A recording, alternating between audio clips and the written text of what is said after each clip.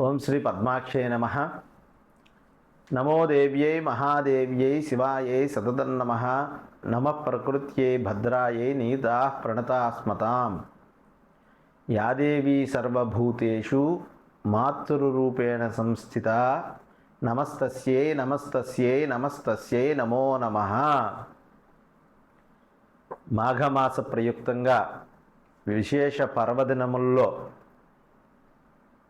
సూర్యారాధన పూర్వక మహాలక్ష్మి సహిత కోటి కుంకుమార్చనలో భాగంగా కోటి కుంకుమార్చన అనేటువంటి విశేష క్రతువుని సంకల్పించడమైంది.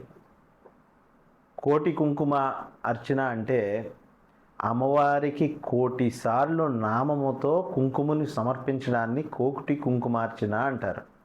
ఎలాగా అంటే కుంకుమ గుప్పుడుతో తీసుకుని ఇలా వేసేస్తే అమ్మవారికి చెందుతుందా అంటే ఎలా చెందుతుంది? చెందదు.